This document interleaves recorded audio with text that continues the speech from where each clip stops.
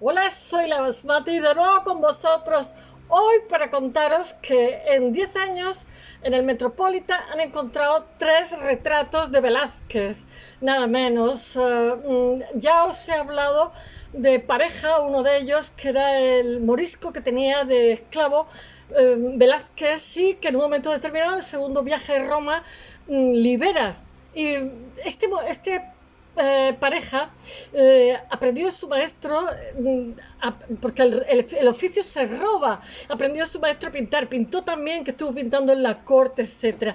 Es muy complicado porque Velázquez generó un cambio de paradigma dentro de lo que es la pintura, y entonces, claro, muchísima gente, incluso en su época, lo tomaron de referencia y pintaron a la manera velazqueña. Entonces, cada vez que se ha de asegurar si un cuadro es o no velazqueño, llaman a Javier Portús, que es el especialista del Prado, y Javier Portús dice que nunca una obra se puede asegurar al 100%, pero que cada maestrillo tiene su librillo, es decir, que Velázquez tenía una forma particular no sé, de organizarlo todo, del bastidor, del tipo de tela, un bastidor más ancho, más estrecho.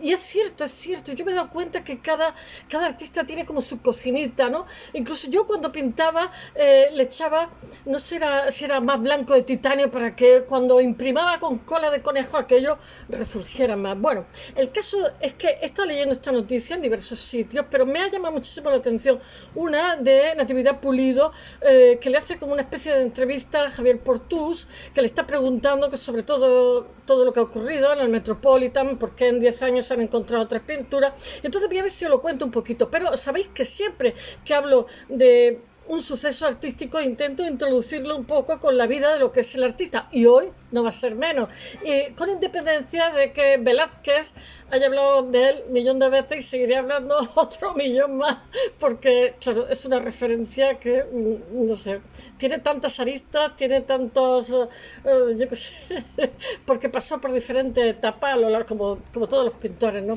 Como todos los artistas, habría que decir mejor, con más rigor.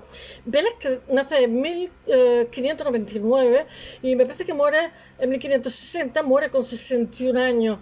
Él se llamaba, en aquella época estaba de moda ponerse el apellido de la madre, Velázquez, pero me parece que se llamaba el padre Ruiz de Silva. Él llega a un momento que también firma de Silva Velázquez. Él es hijo de converso, de judío. Él quería, por encima de todo, decir que venía de la baja nobleza, etcétera, pero su padre es portugués, había nacido en Sevilla, pero era de Silva, de origen portugués y judío. Entonces decían que ellos pertenecían a la baja nobleza. Por parte de la madre no pertenecían a la baja nobleza ni de broma, porque el abuelo era calcetero, que era amanuense. Lo que pasa es que hizo dinerillo y entonces compró diferentes edificios, diferentes fincas, etcétera. Bueno, me parece que era el mayor de 8 hermanos. Tenía mucha voluntad. Sevilla en aquel momento, cuando nace Velasco, estamos ya en pleno barroco, estamos en plena contrarreforma y tenemos también la influencia en estos momentos de Carballo. Yo que sé, ese tenebrismo, ese claroscuro. Velázquez va a ser muy particular porque va a ser pintor de corte, pintor real, etcétera, muy, muy joven, con 24 años. Y entonces él, cuando tiene que hacer un retrato de un monarca, pues siempre atiende muchísimo a la cara y a las manos. Y lo único que le permite es el toison d'or, pero no lo hace con más atributos, sino lo que hace es dotarlo. Él era una persona que captaba muy bien, yo qué sé, perfectamente los estados psicológicos del retratado, ¿no? Y entonces lo que hace es dotarlo de dignidad. Pero él, a lo largo de su vida, va a crecer, por decirlo de alguna forma, ¿no? Cuando Sevilla, vamos a empezar por el principio, Sevilla en estos momentos tiene 25 conventos, pero es el puerto de América, por donde entran los barcos, etcétera, etcétera. Entonces, allí se mueven genoveses, se mueven judíos. Es una ciudad espectacular, bonita, sigue siendo muy bonita. Lo que pasa es que después pues perdería vendría menos, por decirlo de alguna forma, ¿no? Pero estamos también en pleno siglo de oro, con Cervantes, Calderón, Góngora, Quevedo, etcétera, ¿no? Y bueno, ¿por qué os digo eso? Pues porque él va a vivir todo este esplendor y todas estas bancarrotas. Él, cuando es pequeñito, con 10 años, quería ser artista, entonces su padre lo mete con Herrera, que era se llama como yo, que era un artista que era como muy sanguíneo, muy temperamental, ¿no? Y muy malhumorado. Pero Velázquez tenía, aunque era niño, se hacía como un contrato. Cuando los niños entraban de aprendices con un maestro, se hacía un contrato. Era un niño, Velázquez era muy flemático, muy tranquilo, pero tenía un genio tremendo, ¿no? Se hacía un contrato por el cual el niño se comprometía con su padre, que se lo dejaba allí pues 5, 8 años, etcétera, un tiempo, ¿no? Como se hacía como un contrato, ¿no? En el que el niño, o sea, el pintor se comprometía a darle cama y comida y el niño a cambio se comprometía en hacer la limpieza, en moler ¿cómo se llama? Los pigmentos, ¿cómo se llaman? Los barnices, tenía también que manipularlos, en hacer el bastidor, en tensar las telas, etcétera, etcétera, todo lo que se hacía. Claro, el niño tenía que aprender el oficio desde abajo, desde lo más básico, ¿no? Tenían que triturar con una especie de masa de cristal, yo qué sé, utilizaban montones de aceite de nuez, aceite de linaza, montones de aceite. El aceite de linaza se usa viejo, en fin, se usaba también las ceras, yo qué sé, secativo, etcétera. Bueno, tenía que aprender el oficio. Y entonces se metió con Herrera y Herrera, aunque era un artista bastante conocido, etcétera, no le gustó nada. Y no sé si al año y pico, lo que pasa es que él captó algo de la esencia de Herrera. Herrera es muy buen artista. Él empezó con Pacheco, que luego sería su suegro.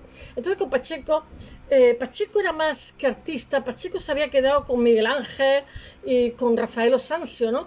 Y no había pasado de ahí, además, como que lo copiaba, pero de forma muy rígida. Pero Pacheco era un buen intelectual. De hecho hizo un tratado de pintura que él, mientras que estuvo vivo, no lo conoció, pero es un tratado de pintura que se ha quedado como un clásico de Pacheco, ¿no? Me acuerdo siempre que teníamos una amiga que se llamaba Pacheco y le decíamos: Pacheco tiene un coche, el coche de Pacheco. No me hagáis caso, es cuando eres adolescente eres muy malvada.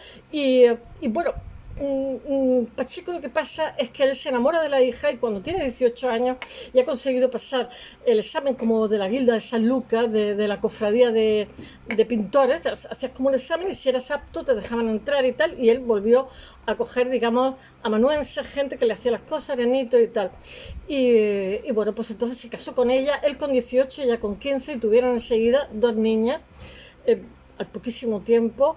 Y bueno, formaron una familia. Pero resulta que en esta época, eje sincrónico diacrónico, espacio-temporalmente, en esta época que él es tan jovencito, él tenía como una especie de muchachillo, o negrito, o mulato, no me acuerdo, y lo dibujaba, lo pintaba mucho, pero en esta época él el suegro lo adora, lo ve un genio, y se dedica mucho a hacer bodegones. Los bodegones estaban como denostados en esta época, pero Pacheco siempre justificaba a su Velázquez porque lo adoraba, y, como ser humano, como pintor y tal. Y entonces tiene esta época también está muy influido, hace como la anciana con huevos fritos, o sea, una serie de obras que ya son clásicas, y era muy jovencito, ¿no? Y me parece que está en Escocia ese cuadro. El caso es que se muere Felipe III, sube al poder Felipe IV y entonces toma a un válido que es el conde duque de Olivares, famosísimo, que por cierto su retrato está en el Metropolitan y del que os voy a hablar ahora si alguna vez llego. Y entonces el conde duque de Olivares, que era un válido, venían a ser como los primeros ministros, ¿no? Porque es que tener en cuenta que España era poderosa, y entonces el rey no abarcaba tanto, ni quería ni abarcaba. Bueno, pues el conde duque de Olivares era andaluz. Entonces, ¿qué es lo que hizo? Pues, como había muerto, como si dijéramos, el pintor de la corte, etcétera, etcétera, el guardián de las colecciones, etcétera, pues lo que hizo fue rodearse la corte de andaluces, y qué menos. Entonces Pacheco, que era muy listo, ahí muy erudito, era un intelectual más que un pintor, le dijo, como su yerno era jovencillo y tal, le dijo: mi yerno vale en Potosí, le puede echar un ojo y tal. Bueno, conclusión, allá que fue a Madrid 2 veces nuestro Velázquez, la segunda vez ya se quedó allí. Bueno, eso encendió la ira de lo... Es que el mundo del arte, de verdad, ni las chicas que hacen la calle son tan celosas y tan malvadas. No os podéis imaginar, bueno, no sé, me imagino que en el resto de profesiones también, pero ¿sabéis lo que dijeron los más mayores? Que se creó un agravio comparativo, ¿no? Y dijeron que, bueno, que no sabía nada más que pintar caras, que era muy joven, que cómo iba a ser en pintor real, pintor de cámara, etcétera, etcétera. Después, con el tiempo, fue cogiendo cada vez más cargo dentro de la corte, porque el rey lo adoraba. Lo que pasa es que también le desesperaba, que era muy mudo, y me corta el flequillo con la tijera del pescado. Estoy viendo qué desastre. Bueno, el caso es que nuestro Velázquez cada vez con el tiempo pintó menos, porque de hecho le debió de dar un infarto cuando murió con 60 o 61 años, que estaba preparando, me parece que en la frontera, la boda de la hija del rey con el rey de Francia. Entonces hizo como... Era el encargado como de hacer la tramoya, de adornar las cosas, y entonces se pegó tal pasaje que se murió. Bueno, lo que quería deciros es que él tuvo diferentes etapas en su vida donde fue creciendo. Él se hizo con las colecciones reales. Bueno, íbamos por los celos, vamos a ver, vamos a solucionar los celos. El caso con los sevillanos, los pintores sevillanos, los artistas, dijeron más que un cerdo de Velázquez. Y en un momento determinado querían una especie de pintura histórica, que era la expulsión de los moriscos en España, que va a ser una pintura gigantesca que se ha perdido en la quema de los reales alcázares. Y entonces, como tantísima obra que se ha perdido de tantos pintores buenísimos, de Velázquez se han perdido más cosas ahí también. El caso es que dijeron, bueno, vale, pues si hay más pintores buenos que Velázquez, pues vamos a hacer un concurso con diferentes pintores que se consideran mejor, y quien más nos guste, pues ahí se elegimos para hacer la pintura, el encargo real, ¿no? Y claro, ganó Velázquez, hizo esa pintura, que era una pintura grande sobre la expulsión de los moriscos, que se quemó con la quema de los alcázares, no se pudo salvar, una pena. ¿Y por qué cuento yo toda esta historia? Pues que él ya se quedó en la corte como uno más cercano a la familia totalmente. La corte estaba cerrada, era casi carcelaria, estaban totalmente quebrados en esta época, aunque teníamos muchísimos territorios, tal. Había una pésima gestión. Estábamos con la Austria, estamos con Felipe IV, que ha sucedido a Felipe III, los austrias cada vez más consanguinidad, más, yo qué sé, sobrinos con tíos, primo hermano con primo hermano, y todo eso está pasando la factura. Bueno, le pasa tanta factura que al final desaparecen los Austrias de España, los Österreich, que dicen ellos, los Österreich, los Habsburgo, Lorena. Bueno, el caso es que nuestro Velázquez está ahí en medio, cada vez coge, él también le da muchísima influencia, qué expresión más mala. Bueno, él en un momento determinado pinta Rubens, o sea, llega Rubens a la corte y pinta al rey. Y Velázquez también pintó al rey. Entonces, si veis Felipe IV de Rubens, del Felipe IV, Rubens pintaba como una moto, en poquísimo tiempo pintó 10 cuadros. De Velázquez me parece que se conservan 120, pero hay muchos cuadros que son imprecisos.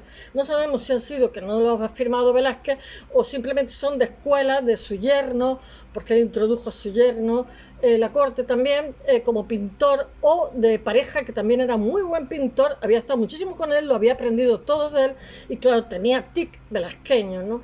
Pero ahora lo contaré un poquito mejor.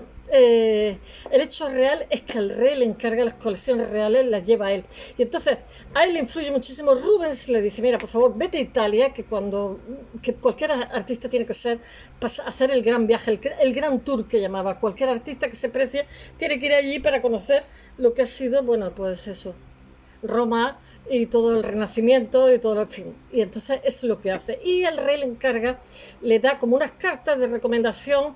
Entonces el embajador que está allí, que se supone que el cuadro que hay en el Metropolitan, porque parece también que sea Velázquez de joven, es un autorretrato, el que os voy a hablar ahora, el que han decidido en Nueva York con ayuda de los españoles, que ese cuadro es velazqueño, se supone que es el embajador romano, y que le ayudó muchísimo a Velázquez. Velázquez estuvo en diferentes familias, estuvo también comprando obras la primera vez que fue allí, y entonces él hace un clic muy grande con lo que es su evolución pictórica.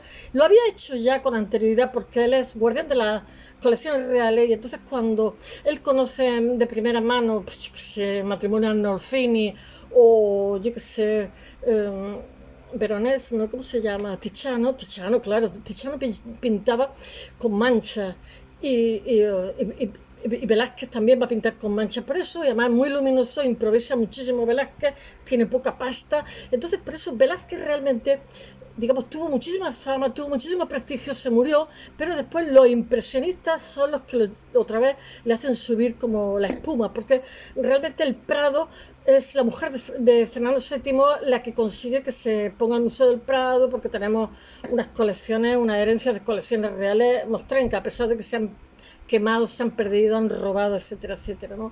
Y es cuando los impresionistas se fascinan totalmente porque pinta con mancha y bueno, y hace un uso muy particular de la luz, porque nuestro Velázquez también va a estar muy fascinado con el Greco porque le ve que tiene un discurso propio y eso es lo que cualquier artista que se precie va a buscar, que es un tic suyo, ¿no? Un tic particular, pero de todas formas, a pesar de todo, no va a tener muchísimas obras. Ya os digo que hay como 120, claro, pero también hay que calcular la que se ha robado, la que no se sabe si es o no es y la que se ha quemado. Bueno, y diciendo todas estas cosas, no sé qué más puedo contaros de la vida de Velázquez, pues que después fue por segunda vez a Roma. Roma le hizo cambiar el registro totalmente.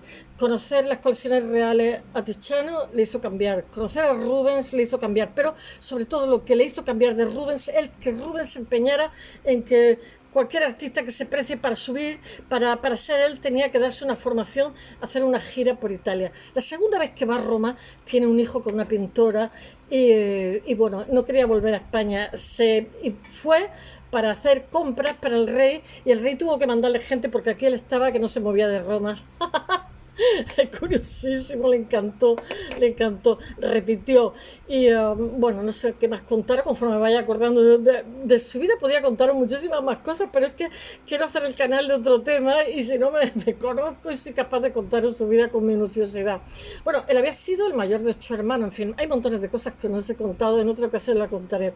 Bueno, volvamos al tema, que atribuyen un Velázquez al Metropolitan de Nueva York. Ese Velázquez no se sabe quién es, se supone que es el embajador, porque Velázquez, como yo que sé, como Freud, el pintor inglés, eso es muy de artista, pintaba a sus amigos y a la gente que se había portado bien con ellos. Bueno, pintaba a los que tenía que pintar, que también había encargo, etcétera, pero pintaba mucho a la gente que tenía cerca y que apreciaba. Y entonces este embajador tenía mucha mano izquierda, porque mirad, en Roma, eso lo he visto yo, la colección era la Doria Pamphili, me parece que la abren los jueves un rato, son colecciones particulares, porque fui a ver el Papa este que pinta, que no me acuerdo cómo se llama, que tiene una cara que Bacon lo adora esa pintura, y la tienen en una esquina, bueno, tiene toda una pared llena de cuadros, mal iluminada, entonces la abre, me parece que un día en semana, para que tienes que pagar allí de mala manera verla, tiene una colección maravillosa. Y no sé por qué decía yo esta historia tan larga, bueno, pues que este embajador español en Roma de aquella época era Sacco di Roma, era muy española, Italia en general, pues tuvo mucha mano izquierda para introducirlo en colecciones particulares que la gente no quería demasiado mostrarlas porque, mirad, lo que no se ve no existe. Entonces, si muestras mucho una colección, puede que te la roben, puede que te la copien, etcétera, etcétera. Pero bueno, este embajador se portó muy bien con él y este cuadro que ha sido donado por un millonario al Metropolitan, fue donado en su día porque en Estados Unidos están las mejores colecciones privadas, porque tienen una idea de que, digamos, han quitado a la sociedad y han de devolver a la sociedad. Yo creo que con independencia de esa idea es que también fiscalmente les interesa porque les desgrava muchísimos impuestos, en fin, pero lo hacen de corazón porque tienen muchísimas colecciones. Bueno, y este millonario hace tiempo donó una pintura que se suponía que era de Velázquez, que han visto ahora que es de Velázquez, que alguna vez os la contaré, y el Javier Portús, el español especialista del Prado de Velázquez, está convencido que es el embajador español que le llevó a Velázquez por todos sitios, porque Velázquez hizo compra para el rey, pero también hizo cuadros para él. Entonces tiene, por ejemplo, os he hablado en otra ocasión de la Villa de los Medici, etcétera, etcétera. Él, Roma, le chifló. Roma era el lugar para donde tenían que mirar los artistas, que se consideraban como tal, para ponerse una serie de registros que era imposible que en sus lugares los tuvieran. Bueno, este cuadro que se ha descubierto en el Metropolitan es el tercero en menos de 10 años. Entonces, Javier Portús, que es el especialista que os he dicho, que la entrevista que he puesto en el blog, que es Javier Portús, va a dar una serie de opiniones que ahora mismo os la leeré cuando llegue. Ha firmado un estudio en el que data este retrato de hombre también conocido como el caballero Macuar, se escribe Macuán, no sé cómo se dirá, porque yo creo que eso no es en inglés, pero bueno, en Estados Unidos hay tantos apellidos de tantos sitios. Este McQuan era un millonario que al morir donó al Metropolitan este cuadro. Este cuadro es de 1649-1650, durante el segundo viaje que hace a Italia nuestro Velázquez. Velázquez se ha puesto de moda mismo en Estados Unidos. No es súper gran conocido por el gran público como puede ser en Europa. Entonces ahora, pues claro, en el momento que alguien se pone de moda, pues los museos también hacen por atender a su público. Bueno, el sueño de cualquier museo del mundo es tener en su colección un cuadro de Velázquez, fijaros, de esos 120 cuadros que se ha dicho que dejó Velázquez, solamente 6 hay en manos privadas, para que os hagáis una idea. O sea, es un pintor que lo codician todos los museos. Bueno, o que acabe siendo atribuido al maestro español. No es frecuente que ocurra, una vez rarísimo que sean los dos, y absolutamente excepcional que se atribuyan 3 Velázquez en menos de 10 años, una misma colección. Es lo que ha ocurrido en el Metropolitan. Bueno, pero el Metropolitan es especial, de Nueva York, que hoy os estoy contando, que cuenta con 6 Velázquez. Hace 10 años tenía 3 y ahora tiene 6. Abracadabra, queso de cabra. Bueno, solo tenía 3 en el 2009. Este año se anunció a bombo y platillo que el retrato de un hombre, que porque no se sabe quién es, también conocido como Caballero Bache, donado por el coleccionista, le ponen el nombre del coleccionista, Julian S. Bache, al Metropolitan en 1949, pasaba a engrosar su entonces escasa lista de Velázquez. Se unía, como os conté, el retrato de Juan Pareja, que fue su esclavo morisco, que él en Italia, la segunda vez que va a Italia, le da como una carta en lo cual lo libera, porque estaba muy satisfecho, tenía cara de listo. Además le hace un retrato, que es el que tienen en el Metropolitan. Después está la Cena de Maús y el retrato de la infanta María Teresa. En 1979 fue degradado a obra de la escuela velasqueña, hasta el nuevo estudio realizado por el conservador Keith Christensen y el restaurador Michael Gallagher, ambos del Met Jonathan Brown, que bendijo la autoría de Jonathan Brown, ambos del Metropolitan. Bueno, Jonathan Brown, os conté, había trabajado muchísimo en el Prado, se murió hace menos de un año, una persona, y era especialista, era profesor de facultad, especialista en esta época, especialista en Velázquez. Tan solo un año después, en 2010, Thomas Campbell, su director por entonces, anunciaba el hallazgo de otro nuevo Velázquez. Mirad, el museo estos gigantescos, pues son como la puta un iceberg. O sea, las bodegas pueden tener miles y miles de obras. Es tremendo. Las tienen enrolladas como si fueran, ¿cómo se dice?, alfombras, ¿no? Porque es imposible tener cuadros, tantísimos miles de cuadros como tales. Bueno, dijeron que tenían otro Velázquez en su fondo. Se trataba de un retrato del joven Felipe IV de cuerpo entero. Una investigación llevada a cabo en 1973 concluyó que lo había pintado un discípulo de Velázquez, pero de nuevo el tándem Gallagher-Christensen lo atribuyó a Velázquez. Hombre, menudo, es como atribuir zona rural a zona urbana, no se parece ni de lejos. Bueno, eso según los especialistas es una copia hecha con calco de un cuadro de Velázquez original del Prado. Felipe IV renacía victorioso en la Quinta Avenida, escribía Jonathan Brown en el ABC. Y claro, es que con esa cotización que tiene, pues ya me diréis. Dice, tenía y sigue teniendo el Met un retrato del conde duque de Olivares, que os he contado, que es el que llevó Velázquez. Claro, casi todos los pintores, por agradecimiento a los artistas, suelen retratar a yo qué sé, a las personas, a sus patrocinadores. Bueno, algo muy similar al Prado, sobre el que hay una seria duda de su autoría de Velázquez. Claro, es que tantos Velázquez de pronto, bueno, en general se descarta. En la colección del Metropolitan había otro retrato de un hombre anónimo. Era un misterio totalmente, tanto su autor como el modelo.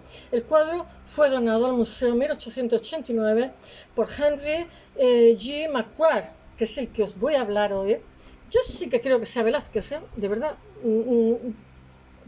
Incluso lo veo parecido físicamente a Velázquez. Digo yo, ¿esto es un retrato de Velázquez joven? No lo sé. De ahí que se conozca como el Caballero Marquand, que es, o Marquand, que es como se llama. Desde entonces ha habido muchísimas teorías, a cuál de todas más, de si es o no obra de Velázquez. Lo de Metropolitan han traído especialistas de todos lados, ha traído al español que sabe un montón, al Javier. Bueno, un autorretrato del pintor sevillano, obra de Juan Bautista Márquez de Marzo, su yerno, que es lo que se pensaba, su autorretrato.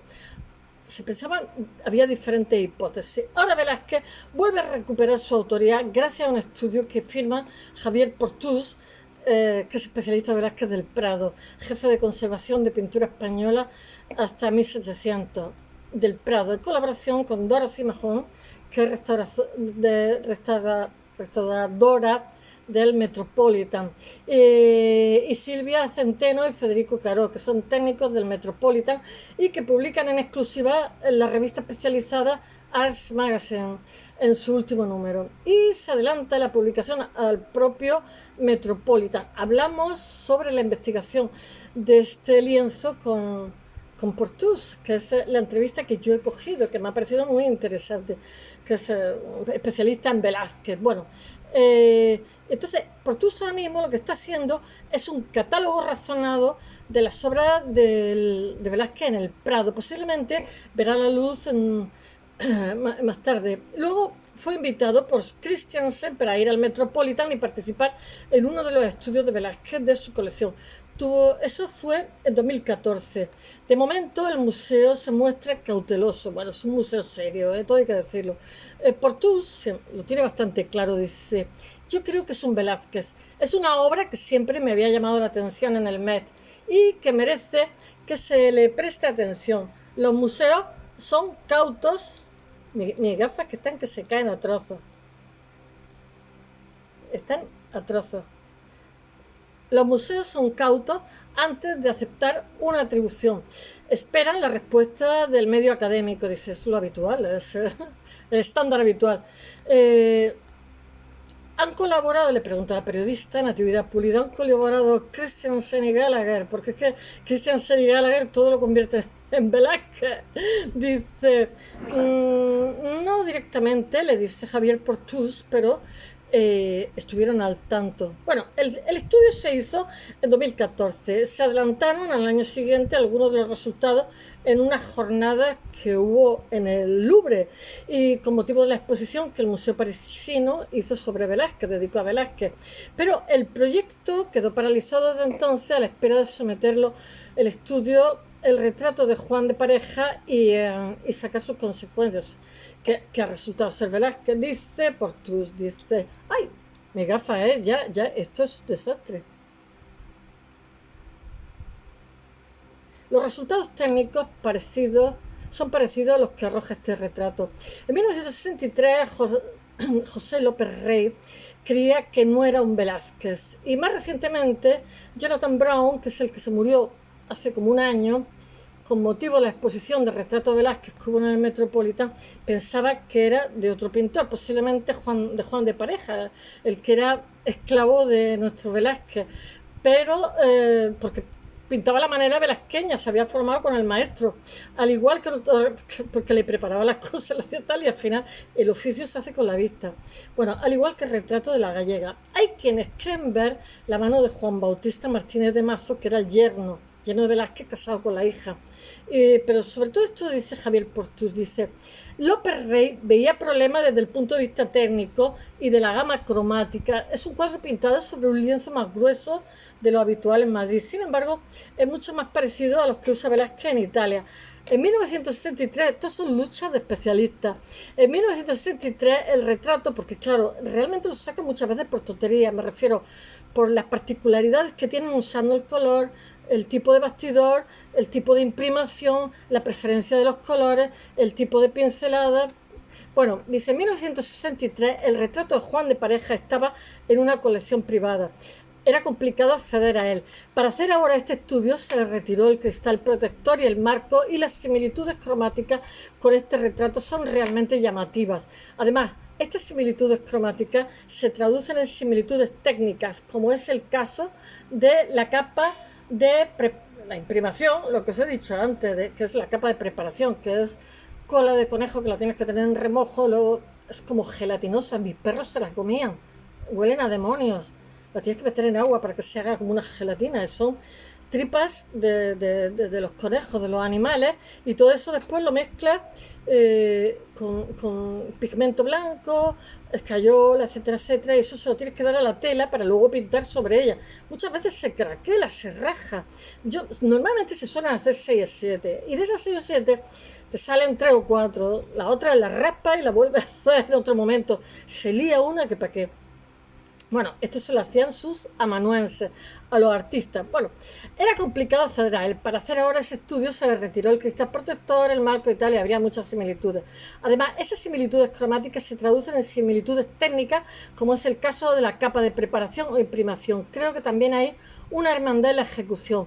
Por todo ello, y porque los falsificadores lo hacen muy bien también, por todo ello, lo que pasa es que le hacen pruebas, y porque es un retrato de una calidad bastante notable, a mí y a las personas que han colaborado en este artículo nos parece más plausible que sea Velázquez del autor. Han acotado mucho la fecha de ejecución hacia 1649-1650 en Roma, durante el segundo viaje que hizo un niño de Velázquez, que estaba feliz como una perdida en Roma, donde ya había vivido, ya era mayor. La segunda vez que fue a Roma fue con 50 y tantos, ya estaba como de vuelta, de vanidad y de todo. Llevaba desde los 24 en la corte del rey. Dice, donde pintó otros cuadros como el retrato de Juan de Pareja, Ferdinand Brandani, del Prado. Antes se creía que era el barbero del Papa. Para mí está más cerca de 1649 que de 1650, porque me parece más cercano a Juan Pareja que a los retratos que hace en 1650 del Papa y toda su corte, que tiene un aspecto más acabado y relamido. Pues sí, ya que lo dice, el retrato del Papa es una maravilla. Bueno, en el estudio se compara este cuadro no solo con el retrato de Juan Pareja, sino también con otros, con el retrato de Brandani, que Brandani no era el barbero, sino el banquero, el del Caballero Bache, el de Camillo Astani, el de Spanish Society de Nueva York, o el Caballero Anónimo de Apsley House de Londres. Hemos hallado similitudes. Esto es como una entrevista que le hacen así a grandes rasgos. Dice, hemos hallado similitudes no causales, sino que acotan de manera muy concreta un círculo muy pequeño, la opción más plausible de Velázquez. Entonces le pregunta a la periodista si tiene mucho arrepentimiento. Los arrepentimientos, esto se ve con rayos X, etcétera, con infrarrojos también. Y lo que ves es que ha hecho un encaje y después muchas veces lo ha pintado, lo ha borrado y ha vuelto a hacer otro encaje y lo ha vuelto a pintar. Y muchas veces son un montón. A lo mejor hay otra figura o tiene atrás un marco, tal. Verás que era de poco arrepentimiento, era muy rápido ejecutando, No, era muy tranquilón, pero era muy de improvisar. Y eso era su encanto, porque claro, como era un genio, pues las improvisaciones le salían de maravilla. Era muy distintivo. Tenía también, por supuesto, una técnica excepcional, pero se nota perfectamente cada época de su vida cómo va cambiando los temas, cómo va absorbiendo información del exterior, de Italia, de Tiziano en las colecciones reales, etcétera, etcétera, de Rubens, etcétera. Bueno, lo interesante del cuadro no es que tenga mucho arrepentimiento, sino hasta qué punto son rectificaciones que afloran en la superficie pictórica, este es Javier Bertuse, y que no han habido un empeño de simular. Es un retrato muy espontáneo en el que estás viendo la mano del artista trabajando, a diferencia de los retratos de la corte papal, en la que todo está controlado al máximo. En este retrato, como en el de Juan Pareja, el de Apsley House, el Caballero Bache, ha habido una voluntad de transmitir una idea de espontaneidad. Eso lo sitúa en la órbita velasqueña, no querer ocultar el proceso pictórico. No lo quería ocultar. Bueno, aparte de la imprimación, el estudio analiza también comparativamente desde el pelo, tiene un punto negro en un ojo, desde el pelo alborotado del retratado, su cuello, el ojo derecho que tiene un punto negro sobre el párpado, el fondo de la composición, todo ello lleva hacia Velázquez. Él no hacía un fondo homogéneo, sino un fondo como muy matizado de diferentes luz. Aunque fuera cromáticamente el mismo, había claro y oscuro, para que no fuera tan plano. Dice, sí, con características que conducen hacia Velázquez. Los retratos atribuidos con cierta seguridad que presentan estas características son mucho más vinculados a Velázquez que a su entorno. Lo que conocemos de Mazo no resulta tan espontáneo y lo poquísimo que se conoce de Juan Pareja tampoco. Entonces le preguntan que si no ve nada de Juan Pareja ni de Mazo, o sea, del esclavo morisco ni del yerno en este retrato. Y dice, no veo nada de Mazo que se pueda comparar. Mazo, el yerno, era más mediocre. De hecho, se puede considerar como la obra maestra de Mazo. Sobre el pelo alborotado, el retratado es bastante frecuente en Velázquez para dar idea de espontaneidad y vitalidad. Un cabello que no está descrito con los límites de manera absolutamente precisa. Toda la construcción de la parte final de la cara, no solo el cuello, coincide con varios retratos del maestro. Es muy típico de Velázquez, dice el especialista. Utiliza los fondos para animar las figuras. En la obra de Velázquez de esta época raramente los fondos son completamente homogéneos. Tienen mucha gradación lumínica y cromática. Da mayor presencia y vivacidad a la figura. Gracias sobre todo a los infrarrojos, que se han podido apreciar perfectamente el punto negro muy denso del párpado. También se aprecia el del caballero Bache, el retrato de Apsley Howe. Bueno, dice, la atribución de la obra de arte no es una ciencia exacta, es así, ¿eh? Tiene que ver con las leyes de probabilidad y se basa en un método comparativo. No es una teología, dice, me puedo equivocar. Podría ser Juan de Córdoba, que era el agente negociador, ese es el que os digo, el agente de negocios del rey Felipe IV en Roma, un hombre con grandes contactos en la ciudad, quien facilita a Velázquez todas las gestiones que tiene que hacer el rey, le encarga conseguir vaciados de esculturas antiguas. No es nada fácil que una colección permitiera el acceso, suponía desembolso económico importante. No es una novedad vincular un retrato velazqueño con Juan de Córdoba, es solo una hipótesis. Fue uno de los personajes con los que Velázquez tuvo más trato y mejor trato en Roma. Bueno, y le preguntan al especialista, dice, ¿en el Prado podrían aparecer tantos Velázquez como en el Metropolitan? Dice, de momento no. Dice, pero no ha aparecido. Dice, bueno, la atribución de una obra a un pintor no es una cuestión de magia ni de mito del ojo crítico. Dice, es una acumulación de datos, de conocimientos. Son sometidos a una reflexión que nos permite entender los procesos técnicos de Velázquez y entender un poco mejor a qué llamamos Velázquez. Es que las cotizaciones son descomunales. Estábamos en esa frase hasta que un siglo le atribuyeron más de 60 cuadros. Ahora ha ocurrido el proceso contrario, una depuración crítica.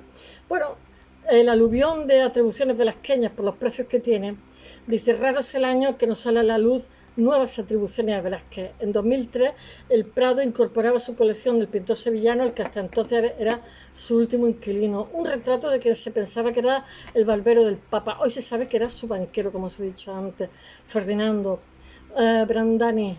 Ferdinando el Torito, adquirido por 23 millones de euros. Decimos hasta entonces porque en 2016 William Jordan, especialista en pintura española, donó al museo, a través de la Asociación de Amigos Americanos del Prado, un retrato inédito de Felipe III pintado por Velázquez. Jordan falleció 2 años después. En la última década han salido al mercado San Pablo y las lágrimas de San Pedro, cuya autoría creó como cierta controversia entre los especialistas. No estaban muy convencidos. Ya había ocurrido antes con otra obra atribuida a Velázquez, como una Inmaculada Concepción, que quedó sin vender en subasta porque los especialistas en Velázquez dijeron que la rechazaron totalmente. En 2007 la Fundación Focus and Bengoa compró para Sevilla una Santa Rufina de Velázquez, que era en una subasta de Londres, y por 12,4. Es que Velázquez, por 12 millones de euros. Velázquez, cuando hizo el examen en Sevilla con 18 años para que lo admitieran como artista, entonces tenía permiso, el examen que le hacía, que uno de los jueces fue su suegro y su maestro, el examen que le hacía era porque Sevilla tiene mucha tradición, en Andalucía en general, pero Sevilla en particular, de tallas, de imágenes, de Semana Santa y todo esto, ¿no? Que es la representación popular, yo qué sé, pues del Huerto de los Olivos y todo eso, ¿no? Entonces los artistas, aparte de pintar bien y tal, tenían que tener una preparación escultórica para hacer tallas, para satisfacer, había 25 conventos, las demandas religiosas de del lugar. Bueno, en plena fiebre velasqueña en Estados Unidos, la Universidad de Yale anunció ese mismo año que había encontrado en su sótano un Velázquez. Su descubridor fue John Marchari. La educación de la Virgen es el título del hallazgo. Desde España, algunos historiadores no dudaron en confirmar su autoría. Al otro lado del Atlántico, sin embargo, Jonathan Brown, el que se murió hace un año, que trabajaba también en España, dijo que de eso nada, que eso no era de Velázquez. Se desplazó hasta New Haven, vio el cuadro y llegó a la conclusión de que dicho cuadro no era en absoluto la obra de Velázquez. Dice, no podemos conceder el título de doctorado de esa pintura de ese cuadro. Bueno, la polémica de nuevo estaba servida y se cree que apenas quedan media docena de cuadros de Velázquez en manos privadas. Uno de ellos podría ser un retrato masculino que fue presentado en la Sociedad de Arts Magazine en 2011. Este hallazgo fue obra de Peter Cherry, profesor del Trinity College de Dublín, especialista en pintura española del 17 y máxima autoridad del género de bodegones. Bueno, el retrato fechado en torno a 1632-1635, porque los bodegones lo hacía cuando era jovencito, tras su primer viaje a Italia, fue propiedad de un pintor británico poco conocido, que era Matthew Shepperson, entre 1787 y 1814, y hoy pertenece a un descendiente suyo. Iba a ser subastado por Bohams en Oxford en 2010, pero finalmente fue retirado por el dueño tras consultarlo con Cherry. En 2017 salió a la luz en la sala de subasta de la Barte de Madrid un lienzo inédito que también atribuido a Velázquez. Claro, es que mirar, las cotizaciones de Velázquez son un poco bestias. Retrato de la niña o joven inmaculada que podía pertenecer a su etapa sevillana. El cuadro fue atribuido por Richard de Wilhelmine y se vendió según la casa de subastas por el precio de salida de 8 millones de euros. La puja había llegado por escrito. Bueno, espero que os haya gustado y hasta mañana.